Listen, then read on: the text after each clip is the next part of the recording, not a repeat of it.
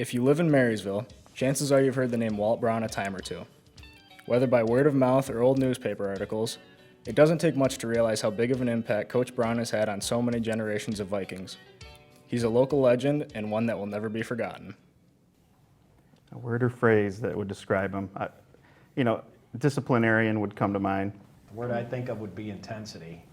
I would say detailed. I think what made him stand out is he was kind of ahead of his time.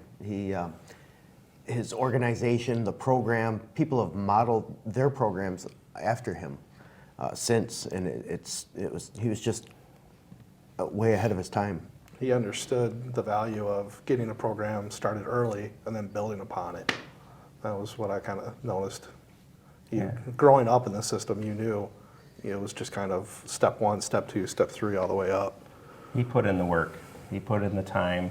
He spent, I don't know how many hours in that office of his. And he'd call students in or players in to talk to them and, strategize and everything else. So he put the time in. And that's what made him different than everybody else.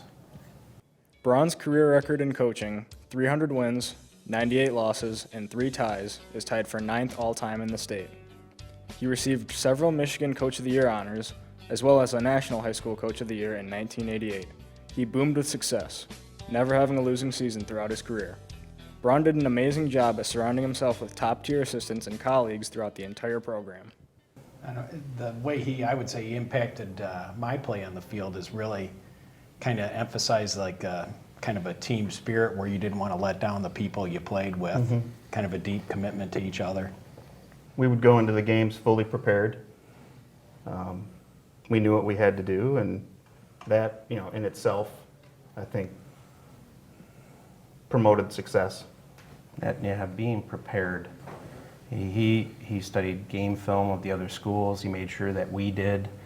We went into every game prepared and, ready for what we were going to see on the field.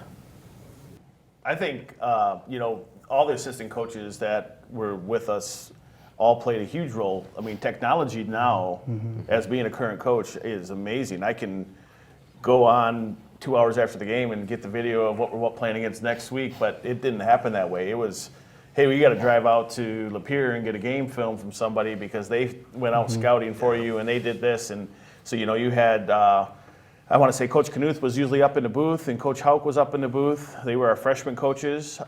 Usually Coach Grosser, he was by Coach Braun almost every game. Right. Multiple reasons why, but he was there just kind of as his assistant. Coach Ratsky, I think he did a lot of scouting for us. The 8th grade coaches, which, he was part of the 8th grade program with Coach Jacobs. But scouting, I mean, that meant you had to miss your varsity game to help with, and you had to go take your time and your lumps in a sense and go help the program. But they did it with pride, and we had game film that night, and I had the luxury of coaching with Coach Vina and Coach Braun, and a few of us did in later years after graduating, and to see the preparation that they put into it. I mean, it was Saturday morning at 8 o'clock, and you're there till 1 in the afternoon because Coach Jacobs and Coach Ratsky and all the other coaches were out scouting, and we had a game film, so we already had, by Sunday, we had a preparation of what we were going to do along with the critique. I mean, it was just an amazing system.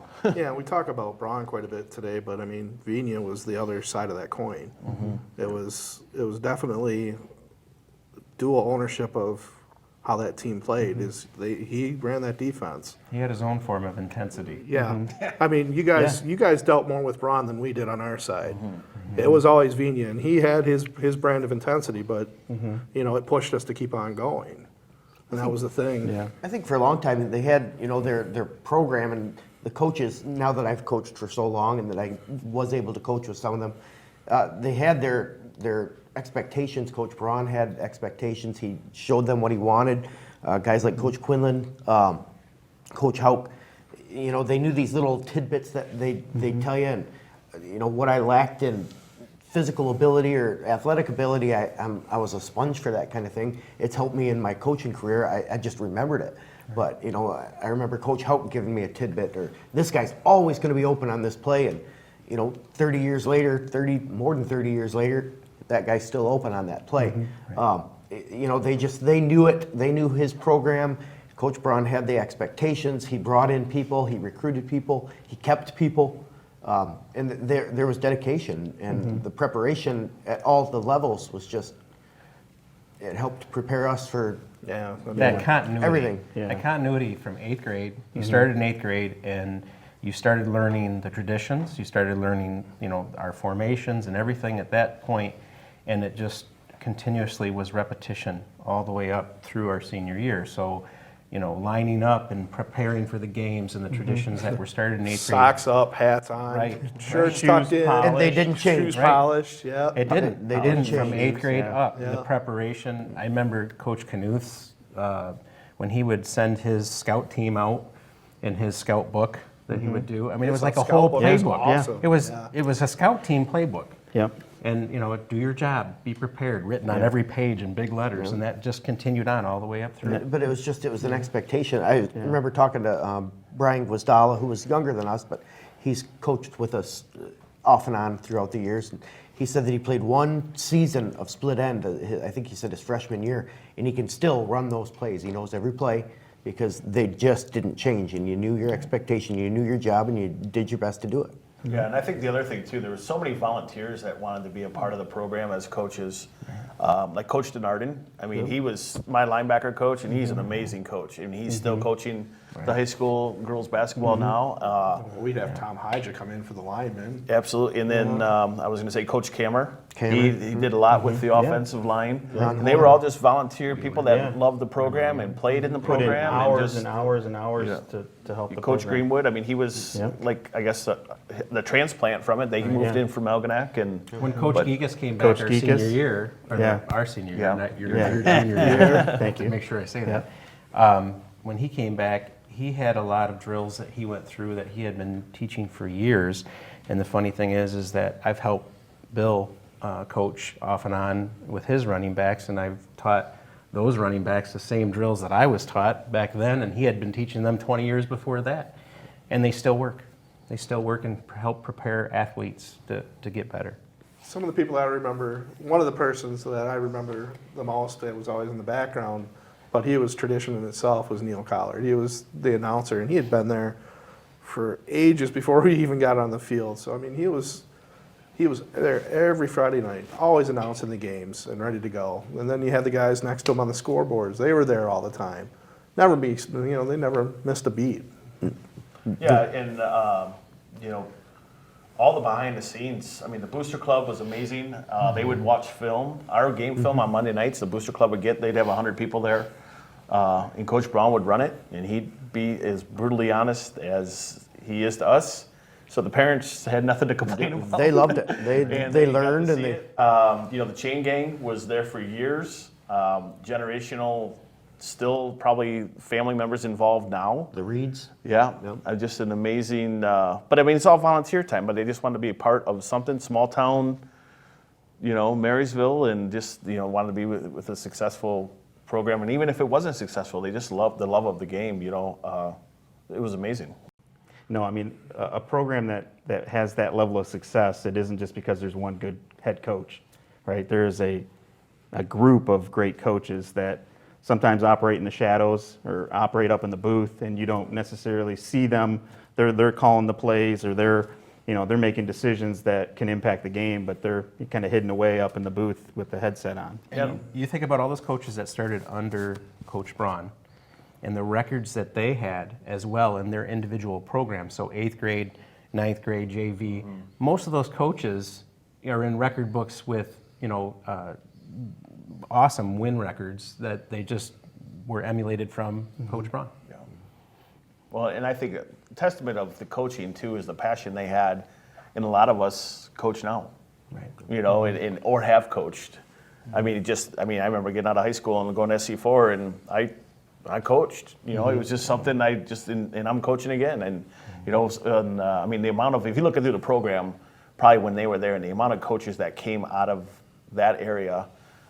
Coach Frent out of Marine City, you played in the Marysville program, and he's still coaching. There's a handful of us, and I mean, there's probably more than a handful. There's a lot of them that are very successful, but it's that passion that they gave to teach us, and then we just kind of took it from there. But it wasn't just a Coach Braun thing, like we said 100 times. the full gamut of people, and they. Yeah. It was a program. Yeah, Yep. and all that comes at an expense too, because they're taking time away from their family, after they, taught all day long or worked their day job, and then, they're 3 hours with the team, and then a couple hours of film review, and it's a big commitment. He made the Marysville football program a well-oiled machine.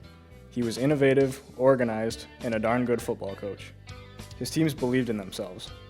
They expected greatness and earned the most prestigious title in high school football in 1986 and 1992, state champs. In 1992, the Vikings steamrolled through the Scal, going 6-0 in conference play. They opened the season in a big win over Port Huron Northern. That was a game that we were really anticipating. It was a game that the year before we had lost and we were pretty upset about. So coming into that week, it was pretty much a motivator right from the get-go from the previous year, and we were really, really looking forward to that game. Back in our day, we went to the mall, and you'd see kids wearing, varsity jackets from other schools, and it was built up, and the communities knew it. Beautiful Friday night. I think we caught him flat-footed too, and Yeah. we onside kick 2-3 times to Yeah. recover it every time. Yeah. So.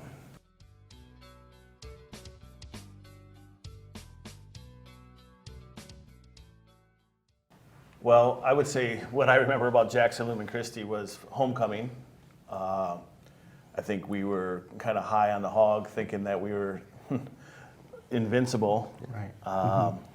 Tim Crowley, remember that name? Oh, kind God, of yeah. comes up. Division He was I quarterback, yeah. Division Yeah. I quarterback we played against. Didn't really know who he was until he put 35 points up against us in the first half. Well, up until that point too, we had beaten Jackson Lumen Christi every year.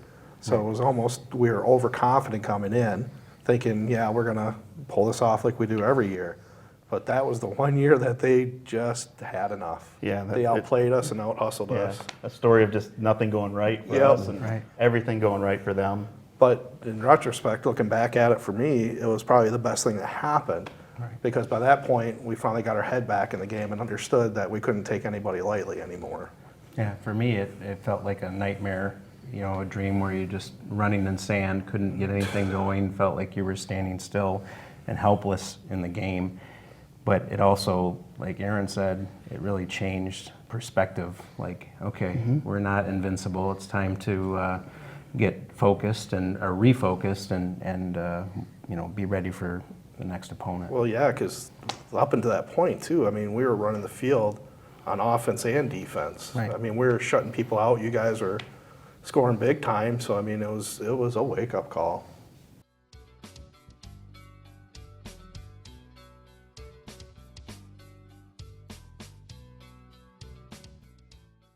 Emily City Emily was one. City, yeah. Yep. Emily City was Granada. just, there was Deep-seated hatred a deep hatred The worst amongst part about- communities and coaches and players alike. and Yeah. it You was- remember we yeah. would have, because I think defense had didn't we have 3 or 4 shutouts on the regular season? Yeah. And we would have had a 4th or 5th. But the last minute, coach had the 2s and 3s in on defense, and Granada broke it for a 96-yard 99-yard touchdown. or whatever There it was. goes And you know the goose worst part egg. about it? He was such a nice guy, too, because I after the know. game I talked to him, and a couple games after that, he was rooting for us moving forward.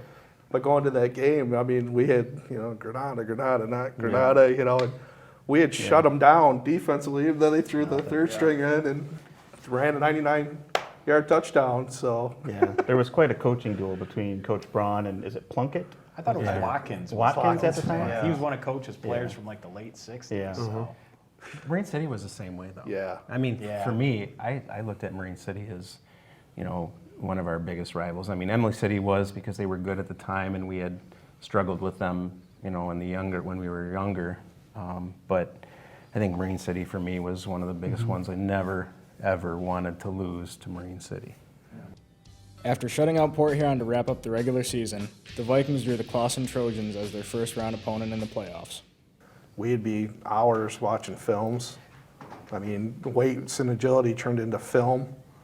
That's what you were doing most of the time, trying to get ready and prepped. And then, I mean, practice was the easy part. It was everything leading up to that. Yeah, I think Coach Braun's favorite words or term was pack a lunch, because that's what we had to do at night. We it was getting dark earlier, and we'd get our couple hours in, and then we'd go to the stadium with the lights on, or the softball field at that time, I believe, had lights, and we'd be out practicing till he was satisfied, or they were satisfied, I should say.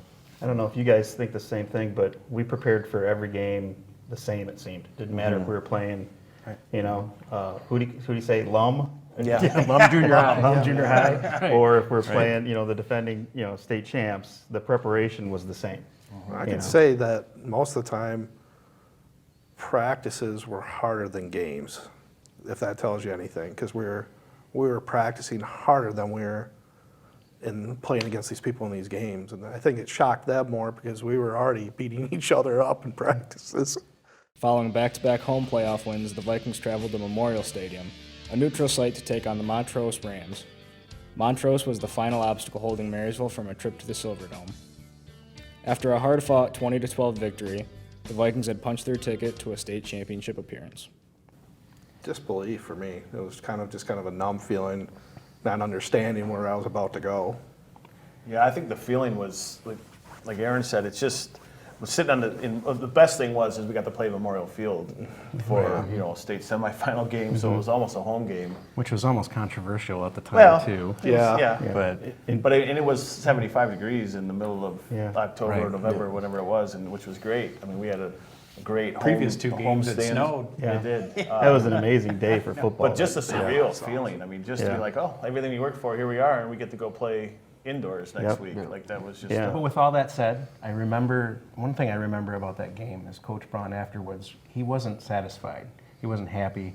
He didn't feel like we had played our best football in that game, and he made that clear. He made that clear that we had work to do, and we weren't going to go into that state championship game unprepared.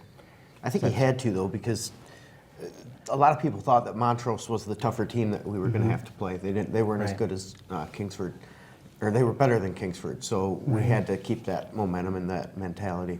After we graduated high school and when I went to university, I ended up coaching with the head coach from Montrose. He had left Montrose to go coach at Ann Arbor Pioneer. Tony talked to him about 3 years ago, and he said, you know that game, and this guy's won a lot of games. Oh, 3 state championships. And a at national Muskegon. championship last year at Ferris. But Yeah. this guy said one of the toughest losses that he ever had was against us at Memorial Stadium. One, he felt like it was an unfair home field advantage for us, which it was. But he said that was one of the losses in his career that stung the most, which I thought was pretty powerful statement. Sure. I think, you know, leading up to that state championship game, the one thing I remember is at the old high school, we had a rec area below the gym, and we had to go down there as a team and just get as loud as we could. And coaches were saying, just stay as loud as you can, because that's what it's going to feel like when you're sitting there in the Silverdome. You're not going to hear anything. You're not going to know what's going on. You just got to get used to the noise. It's going to be hot. I mean, I think we spent an hour or so down there just sitting there trying to figure out what it was going to be like. And none of us had been on that level before of excitement, you know. Right. I think, you know, trying the jitters. I don't know if I slept that week. I mean, The community, you know, spirit involvement was pretty impressive too. That was Yeah, what it I was crazy. remember. A lot of dinners and stuff. People, restaurants sponsoring us. We'd go Remember into Louis Telegatis' dad?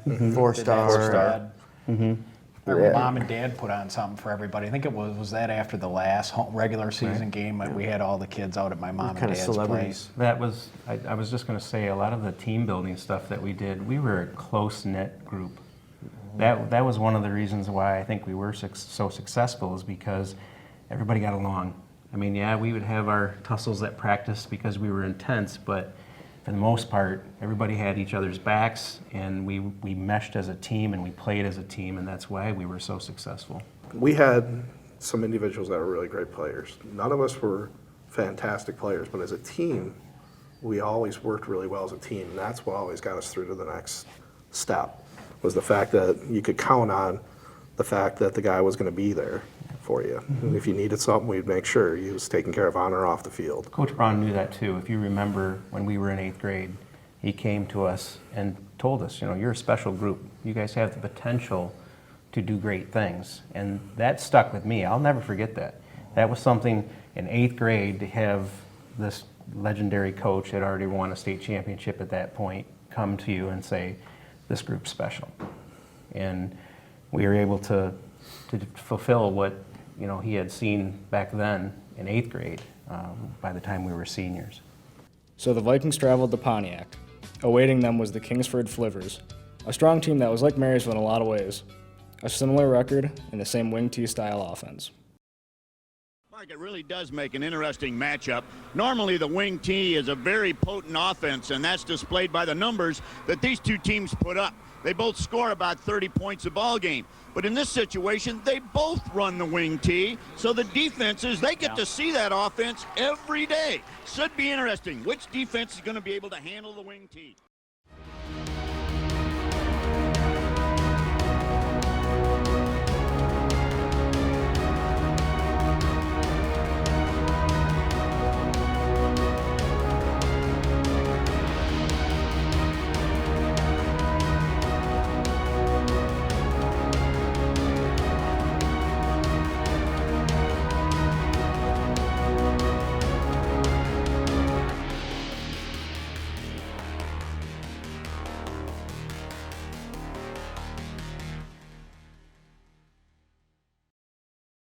The Marysville defense stood strong to kick things off. After trading punts for a few series, Kingsford took a 3-0 lead, which was soon silenced by a big screen pass from Ben DeLore to Ryan Greenwood, giving the Vikings a 7-3 advantage. To finish out the first half, cornerback Dave Berger came up with a big interception to close the door on the Flivvers. Yeah, their defense, I remember, their defense was pretty aggressive, and they spent a little bit of time in our backfield, and they called what we call it, what is it, 48 screen? I don't even remember the name of the play, but basically Ryan Greenwood's job was to have a bad fake so that they knew he didn't have the ball. We run our traditional kind of 48 bootleg, and he makes it obvious he doesn't have the ball, and that way he can slip out into the flat, and just enough time to get him the ball. It wasn't pretty from what I remember, but a couple good moves and a couple good blocks, and he was able to find the end zone, which kind of sparked us a little bit, I'd say. But, Yeah, those blocks, it's funny you should mention that because that sticks out in my mind. There were 2 key blocks on that play that kind of sprung Ryan. He had to get past these 2 guys that were actually right there close to the pass. And he was able to slip through with those 2 solid blocks and get a really long run. They were prepared coming in there. It was no joke playing against them. They were ready for us, and when we got in there, it was the first quarter for me was a real wake-up call because there was a lot of back and forth. Stalemate. Yeah. Just Well, I remember coming back to you in the huddle and going, okay, where do you want me to go? Which person do you want me to head towards so you can break loose and go? Yeah, there was Coach Grosser. He was the principal here at the time. He actually went up the week before with his wife and videotaped from the end zone of Kingsford at the dome up in Marquette. And it was an amazing camera angle that we've never seen before, but you could see their formation. So from a defensive standpoint, we watched so much film that week that Ike was actually able to call the direction of where things were going before the play happened just by what they were lining up as. We knew how the And feet were going to turn. Okay, It was they're going to go this way. It was amazing help, and I mean that preparation was huge. I mean, we knew what was going to happen before. I mean, I think they ended up with 60-some yards on offense, which playing the team that you practice against every day. I mean, like that's, They had an outstanding quarterback. We had him in the pocket so many times. He should have been sacked at least 3 or 4 times, and he always got out. He was an outstanding quarterback. After halftime, Kingsford struck quickly following a big defensive stand, giving them a 10-7 lead. As the third quarter progressed, Marysville's offense began to pick up some steam. Strong running from Dennis DeLore and Ryan Greenwood helped to control the tempo and keep the football out of Kingsford's hands. It was a perfect case of big guy up the middle and quick guy outside, and it was working well. After moving downfield, the drive was capped off with a QB sneak by Ben DeLore, putting the Vikings up 14-10 over the Flivvers. The ball was back in the offense's hands before they knew it, following a 3-and-out with a big 4th down stop. DeLore and Greenwood went back to work on the ground, and soon enough, Marysville was knocking on the door again. A few plays later, Dennis DeLore rumbled his way through the Kingsford defense and hit pay dirt from about 4 yards out. As the third quarter came to a close, Marysville was up 21-10. To open up the fourth, the Vikings defense put the pressure on with a first down sack, leading to an eventual punt. They continued to grind out yardage, and the game clock slowly ticked away. With an 11-point cushion later on in the drive, Delore took a fourth down snap and sprinted back to his own end zone. By purposely awarding Kingsford the safety, Marysville avoided pinning the punter deep in their own territory and opted to free kick the ball away from the 20-yard line instead. Now a 21-12 ball game, all the Vikings needed was one more stop with 5 minutes remaining. Flivers QB Mark Navarra couldn't handle the defensive pressure, putting the game within reach. The clock finally hit 0 and a wave of blue and white flooded the field. The 92 Marysville Vikings were state champs, a name that can never be taken from them. One other thing that I always remember from that season was just at the very end of the championship game, just sitting in the end zone looking up. That's what I remember the most about that year. All the games was just sitting in the end zone after the game, just looking up, going, yeah, I can't believe we actually made it here and did this. It was a pretty cool feeling. It took a while for it to sink in. It did. There was really no closure. That was the hardest Right. weird thing. Like, all of a sudden, football's over. Okay. Well, you remember the year before. I mean, the year before it was. Oh, we were so upset. We had a couple games that were just heartbreaking, and then the season was over. And watching the seniors and how they took it, Yep. we didn't have to experience that. Years later, you can see the impact that the Marysville football program has left on all of those involved. I would say life lessons, that it's taught me is just the amount of teamwork that it takes to do any kind of chore or any job or anything that there's people that graduated before us and after us that I think that if they weren't part of that team, they may not be as successful as they are now. Yeah, I think you can apply, overcoming challenges and obstacles in life to a lot of the things you learn on the football field. The pride of the community and the support that we had as a community for our football program, it was, with the old stadium, I remember going as a little kid, you'd watch the guys run out of the tunnel in the middle, and then you always just wanted to be there, and it was something you wanted to grow up with. It was the community was great. People knew you by name. You felt like a celebrity. It's like I never signed my name so many times on different things. Autographs. There's still that sweatshirt floating around that has everybody's signatures on it. I still have one. My dad used to wear that like every day for years. But it was. Yeah, for me, it was also the community. The fact that when you went to a football game, it was the town going to the football game. You looked at the stadium when we went to the Silverdome, and it's a massive, massive place. And you'd see there, and there's the city of Marysville. That was the way it was. It was always a joke. If you wanted to rob someone on that night, you would have had a pretty easy road to it. So, because everybody was gone. Well, there was a sign that said, the last one out of Marysville, please turn out the lights Yeah. when we went to the expressway. But the community was great. I worked at one of the elementaries at the time, and the kids I'm signing stuff every day. They'd come up, they had my number shaved into their head. It was just, everybody knew us, and everybody wanted to see our team do well. It was different back then. I think we had the benefit too. We were kind of at the end of the era. It was a few years before the internet, and the stuff these guys have to deal with now. The world was just smaller for us, and I think we kind of benefited for it too. I agree. One of the things that sticks out to me too is just nobody on our team cared who was successful or who was making things happen. It was the team, and there wasn't the inner bickering about playing and playing time or playing a certain position. It was wherever you could best help the team, and that was something that I think was one of the big factors why we had so much success. And if somebody went Nobody down, cared there was who did somebody it. ready to fill in Right, too. yeah. Jump right in and be Yep. ready to go. Well, and I think we all held each other accountable too. I remember Dennis blocking me one day in practice and lifting me off the ground, and I'm like, I've never been hit that hard in my life. And I'm like, do that in a game. It was just one of those things. But that's what made us all better. We all went and we held each other accountable by the way we played. And But practice, even in practice, when you would go up against a defense, we went up against one of the best defenses in the state, if not the best defense in the state, every single day. And so it would be intense, and there would be battles, and we'd want to win that battle even in practice. I remember going into Coach Braun's office. He would call you down during class, which I loved.